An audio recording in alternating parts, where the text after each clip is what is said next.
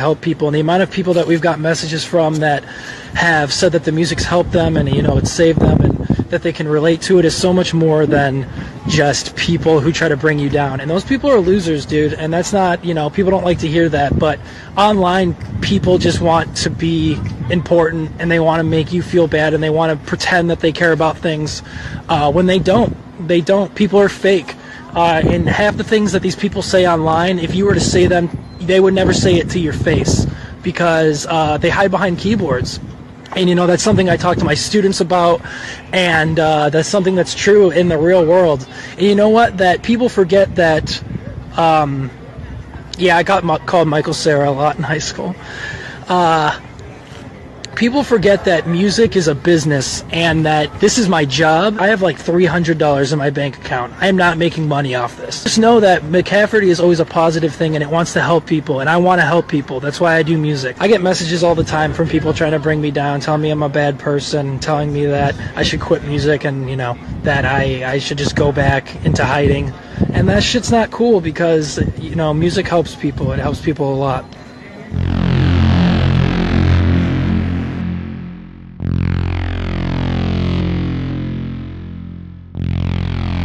It's not fair and it's wrong.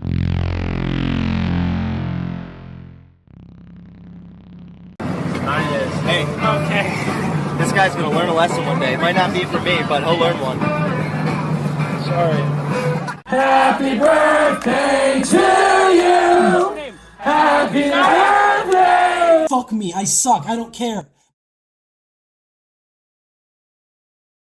2013 was a big year for McCafferty, in terms of their growth as a band and their release schedule. They began the year by releasing It's a Bad Idea and I Hate This Body. Both EPs contain tracks that would eventually be re-released on their 2018 compilation, Sum of All Fears.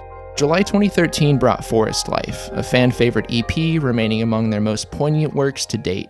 McCafferty rounded off 2013 with a live acoustic split called This Will Mean Nothing. It featured McCafferty, Sam Rockwell Machete Champion, and Chris Jakin. At the time of the release, Chris Jakin was not yet in McCafferty, but would join as their bass player shortly after. At the end of 2013, a UK label called Monkey Boy Records approached McCafferty about a record deal. After coming to an agreement, McCafferty signed and released their debut LP Beachboy early January 2014. It's at this exact moment McCafferty's history becomes confusing and muddled. The reason why is because from the release of Beachboy on, McCafferty broke up and went radio silent countless times. It's hard to even say what was a breakup and what wasn't because it always ended with them being a band again shortly afterwards. Not long after releasing Beachboy, McCafferty broke up. According to sources, they announced it on Facebook along with a one-off final show to say goodbye. After playing that show and receiving a good response, they posted something along the lines of, well, I guess it turns out a lot of people care about this band, so we're gonna try to keep being a band. Little did McCafferty fans know this would become the norm. On again and off again. At this point in time, as far as we all know, Nick and Emily Hartkop are married and are living a life together. But Emily isn't Nick's first wife. Before he married Emily, he was with someone named Lindsay, his now ex-wife. Lindsay provides a harrowing testimony against Nick. Not only is it disturbingly close to Evan's testimony, but it helps paint a clearer picture as to why McCafferty was always in an erratic state. Warning: everything from this point on is extremely graphic. Nick Hartkop and I started dating when I was 17 years old. Prior to dating Nick, I was intimate with one other male. It ended very amicably and we remained friends. Very early on in our relationship, Nick would regularly call me a slut or a whore because I'd been intimate with someone else, despite the fact that he had been as well. He would tell me how much I disgusted him and even went as far as spitting in my face when I was kneeling on the ground and begging him to stop. These behaviors continued and worsened throughout our relationship. Sometimes these behaviors would have triggers like jealousy and other times not at all. Calling me every name under the sun, slut, whore, cunt, bitch, kicking me and going from refusing to talk to me to harassing me nonstop. I'd like to say that was the extent of what I went through, but unfortunately it was not. Nick is a calculated abuser. When we were in groups and in public, he would always be on good behavior. From the outside looking in, our relationship seemed happy and healthy. He would purposely act like a devoted boyfriend or husband in public, only to become the true demon he was in private. He'd apologize, seem sincere, and blame it on his mental health issues that were neither treated nor diagnosed at the time. He'd behave for a while, and then the cycle would continue. If I ever acted in a way he disagreed with around his friends or family, we never hung out with mine. That was something he wouldn't do. It was 100% about his family and friends. He would later tell me how much they all disliked me and thought I was crazy. I walked on eggshells for the entire relationship. If I showed any sort of emotion aside from being perfectly content with our life together, the abuse would escalate. I could never criticize him or suggest we did something different than what he wanted. If I did, he would begin the emotional abuse all over again. He would purposely poke and prod at things he knew bothered me in order to get a reaction out of me. I once told him that the word cunt was very offensive to me and asked that he never call me that again. Every fight we had following that, he called me a cunt. I ended up turning away from emotion altogether when I was with him. I was a robot of a human, never showing that I wasn't happy because that would be disobedient. As Evan stated, Nick sent nude pictures to girls while in college. I oversaw some of these messages when they occurred. I asked him about it, and he said I was completely crazy, gaslighted me, and refused to talk about it. Years later, Nick admitted that there were a myriad of girls he used to message through the McCafferty account in a sexual manner. He was always fearful that one would come forward and expose him. A few weeks after we were married, I realized that I needed to get out of the relationship. I'd had a very long day, arrived home from work very late, and was locked out of the house we were staying in because of Nick. I told him this and that I just wanted to go to bed and not talk. I'm sure I wasn't kind and that my tone could have used some work, but I used no insults. I just wanted to get to sleep. The next morning, Nick told me it was the worst night of his life and that he couldn't believe I treated him that way. We began arguing, and eventually Nick tried to take my phone away from me. I was laying on my stomach on our bed, and he kneeled on top of my back and grabbed my hands and pulled them up toward my throat so hard that I began to choke. I attempted to get away and tried to tell him to stop. He wouldn't. I started to black out, and in order to get him off of me, I had to bite him. Following this incident, he told me nobody would believe me if I ever told anyone because he was the one with the marks. He told me I was being dramatic and there's no way I couldn't breathe. It was the only time I ever admitted to him that I was terrified of him. Over a year later, I gathered the courage to leave him. When we split up, I told Nick that I did not want children and I thought that we should split up because of this. I said this as a basis for the split, however, it was really due to how I'd been treated for so long. He immediately left the house without saying a word. Some hours later, he began harassing me via phone. He sent me several texts stating that I should be nervous for when he comes home because he was going to hurt me. He said that he'd kill my dogs as well because it was clear that I loved my dogs more than him. After receiving these threats, I proceeded to call the police. I never filed charges because at the time, Nick still intended to teach, and I knew this would not be possible if he had a conviction for menacing. I left that night with my dogs and went to stay with a friend. Later that night, I received messages from him that stated that he'd broken windows in our home. He claimed this was because he had locked himself out, however the window he broke was a bay window and it wouldn't be possible for him to crawl through it. In addition, Evan had a key to our house at that point as he was living with us on and off. Nick simply wanted to be destructive. After we split, Nick continued to pursue McCafferty and we were on cordial terms. I never wished any ill will on him, I only wanted to get away. Yarn came out shortly thereafter, and I of course listened to it and found the track Itza. The track is about the abortion I had when I was 18 years old. I told very few people that I'd done this as I generally keep to myself. Nick gave me no warning that he was using my personal experience as a way to further his music career with another controversial topic. In addition, Nick had absolutely no involvement with the process of my having an abortion. I took the pregnancy test alone, I went alone to all of my appointments except one. I asked Nick to go to this one as I would not be allowed to drive afterwards. He refused and asked his good friend to go instead, who did. Nick gets so upset when anyone airs him in a negative light because of privacy, but he publicly put out a song about something that I'd consider to be the most private decision of my life without even telling me. He has no respect for anyone's privacy. I do not believe that Nick has any desire to change this behavior. It has been going on for 10 plus years and only worsened throughout the time I knew him.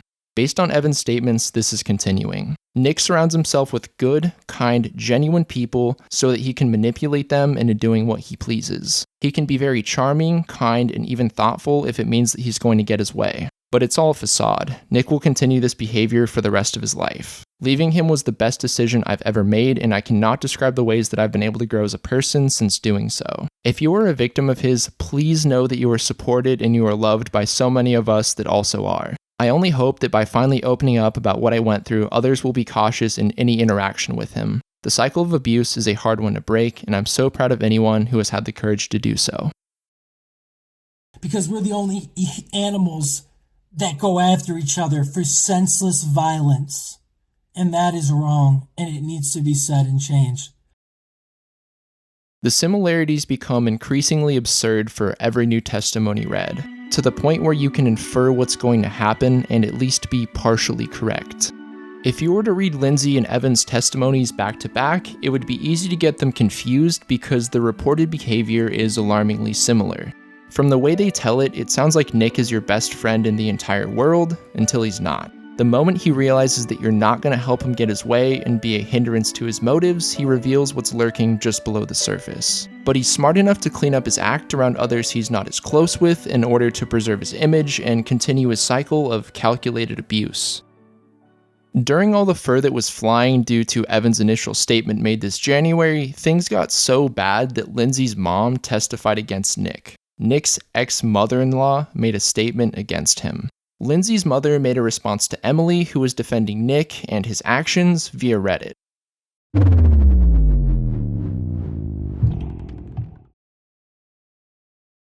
Emily, band members are wrong, ex-wife is wrong, ex-mother-in-law is wrong. Sure, sweetie. If everyone who has known Nick for at least a decade, unlike you who has only known him for a little over 2 years when you began cheating with him on his ex-wife, thinks he's dangerous and nuts, did you see the pic of him threatening an older dog with a hammer? Why aren't his parents and siblings and extended family defending him? Why aren't his friends outside of the band defending him? His coworkers? I hope you are okay. Seems like you were warned about him but chose to ignore it, and now it seems like you are being used to defend him.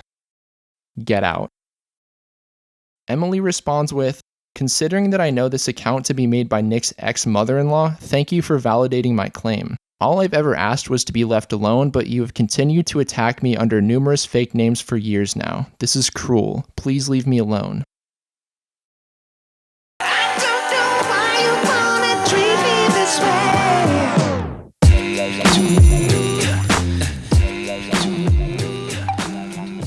After releasing Beachboy and having one of their many breakups, McCafferty wasted no time getting back together and announcing their 5th EP, When the Lightning Hit. They announced the release April 2014 via Property of Zach. However, this release proved to be troublesome. During the production of When the Lightning Hit, Wes's hard drive crashed and they lost everything. Few people know this, but their drummer Wes Easterly produced all of the McCafferty material up until Thanks Sorry Sure. McCafferty broke up again after Wes's hard drive crashed. They went silent. But that didn't last long because that October, McCafferty released an acoustic EP titled Happy Birthday Dad. After releasing Happy Birthday Dad, McCafferty did the unthinkable and went completely silent again. They broke their radio silence January 2015 and kicked off a new era for the band, the Beachboy 2 era, the period where fans thought they were going to get Beachboy 2, but never came to fruition, for reasons you can imagine. Here's how it went. June 2015, Nick posts a song called Top Hat, and it's marketed as the lead single off Beachboy 2. It got fantastic reception, and fans loved it. McCafferty followed this up by another round of dead silence until early 2016. The new year brought the release of single Lumberyard and instantly created red-hot hype for Beachboy 2 once again. People were more than ready for it at this point, and the new single could only mean one thing. It's coming soon. Fast forward to April 2016, and still no Beachboy 2, but McCafferty released a song titled McCafferty vs. TFB, and despite the goofy title, fans loved it and wanted more.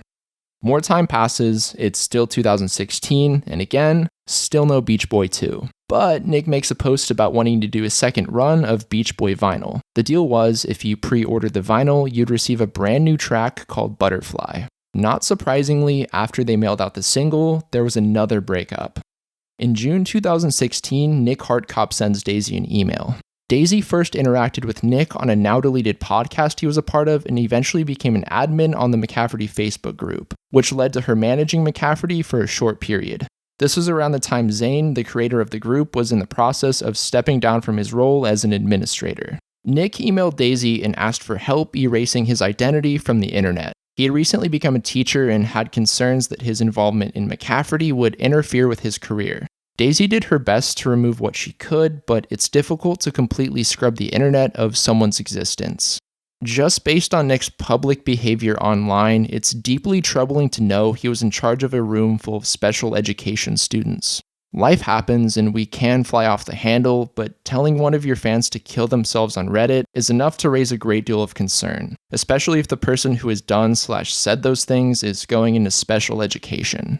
These testimonies show that no one is too far to feel Nick's wrath. The slightest connection to him could have an impact on your life. That's how far his antics go. Because not only did McCafferty's drummer's girlfriend enter the ring, but McCafferty's drummer's girlfriend's sister jumped in on her behalf to dispute claims made about her by Emily Hartkop. It's pure insanity.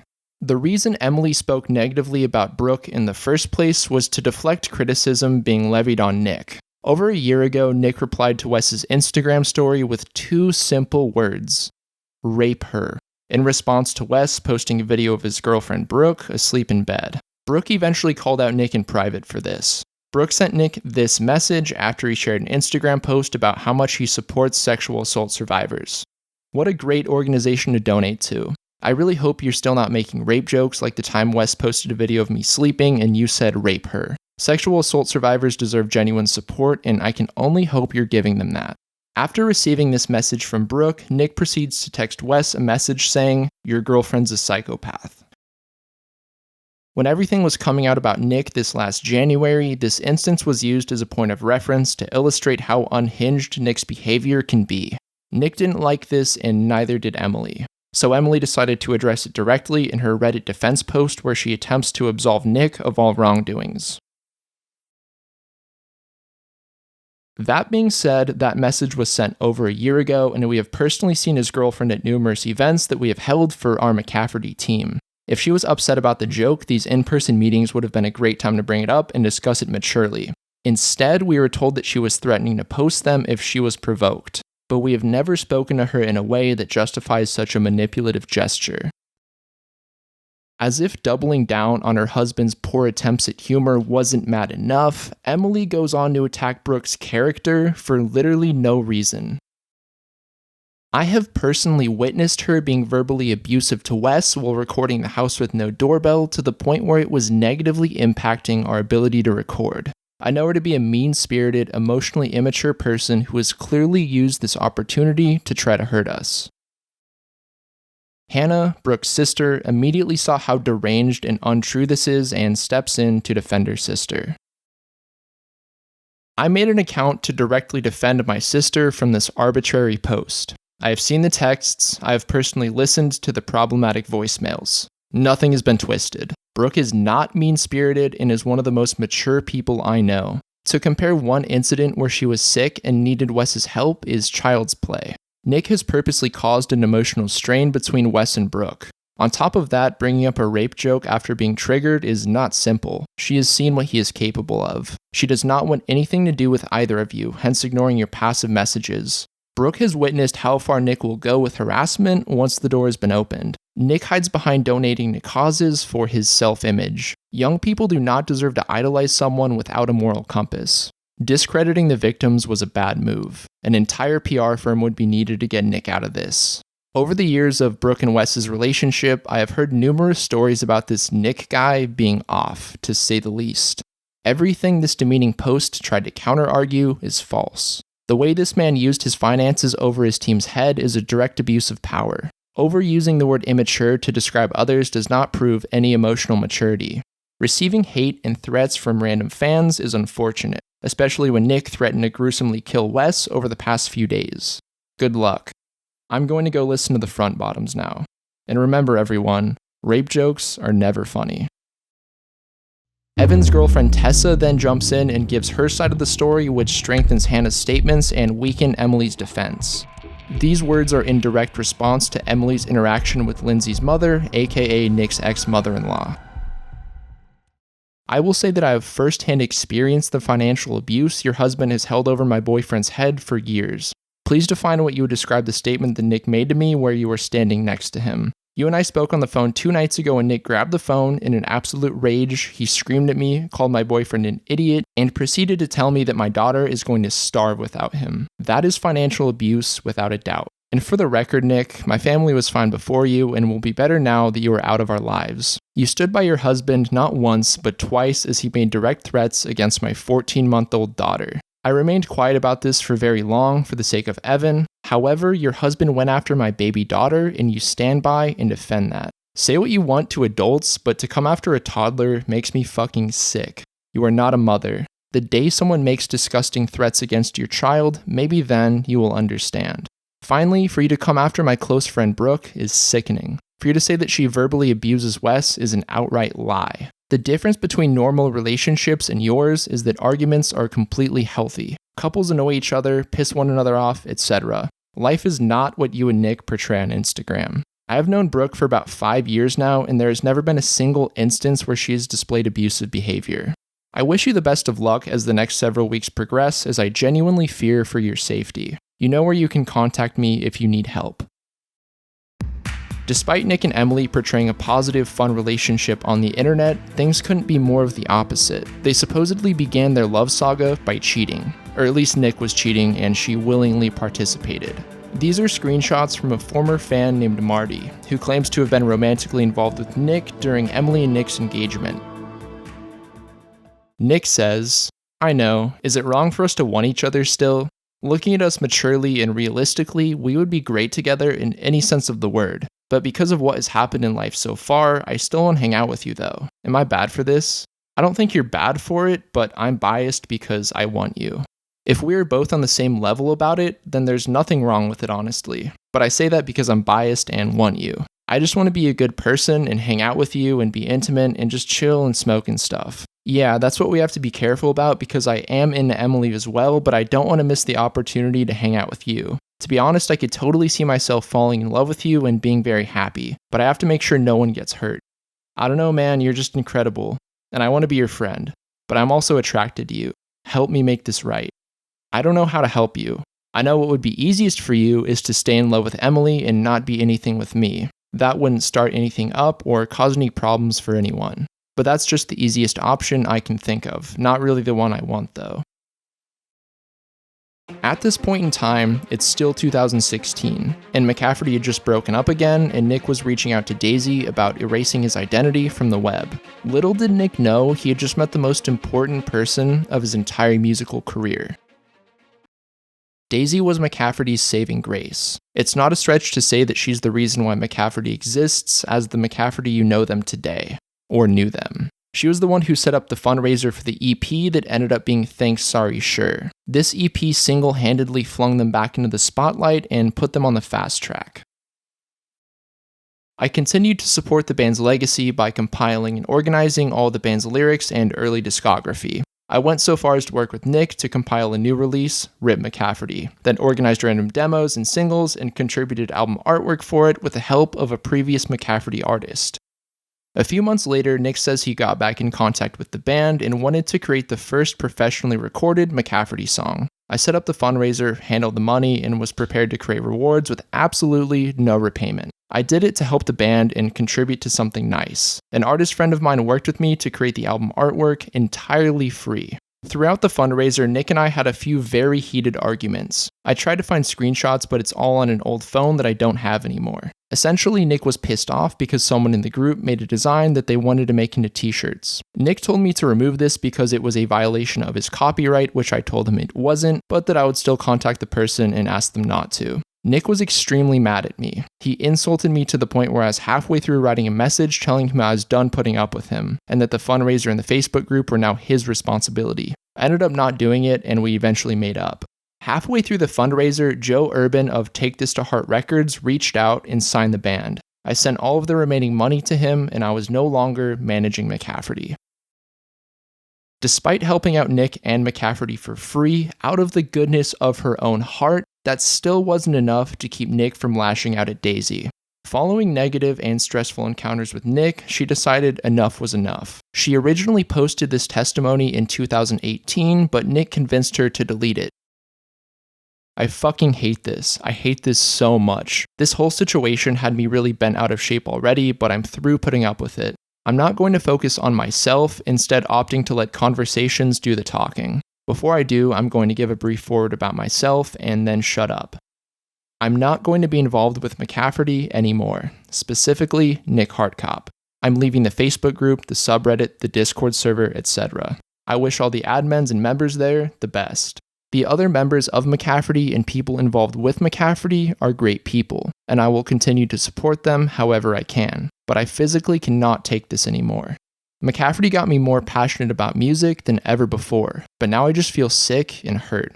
I appreciate all of the opportunities that I've been given as a result of McCafferty, but this isn't worth it.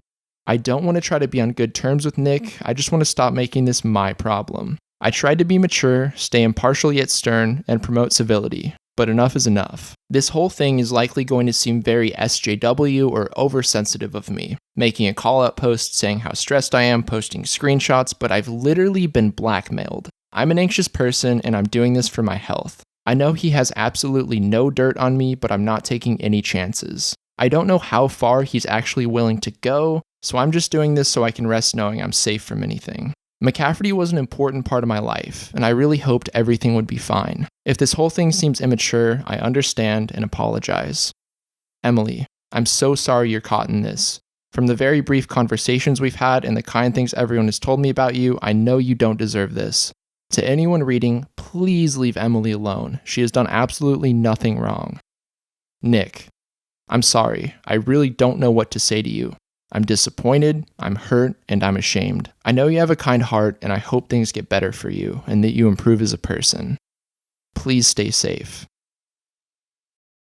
After signing with Take This to Heart Records and releasing Thanks Sorry Sure, it was on and cracking for McCafferty. Not only were these their first professionally recorded songs, but the EP charted on Billboard. This was only the beginning of their upward trajectory. In February 2018, McCafferty released their split with Ohioan punk act Heart Attack Man. Looking back, it makes a lot of sense because Heart Attack Man was/is on Triple Crown Records. 11 days after releasing the split, McCafferty announced their signing to Triple Crown Records. They were moving up quick, and the future looked deceivingly bright to fans aware of the group's turbulent past. But they were on a major label now. They'd be silly to flush away this opportunity. There's no way anything could go wrong. On top of their signing, McCafferty also announced their second LP, Yarn, would be available March 23, 2018. They also announced a direct support tour with UK's Moose Blood, a tour that would prove to be anything but prosperous for the band. In part 3, we'll be closing out McCafferty's rise and fall by discussing Yarn and The House with No Doorbell.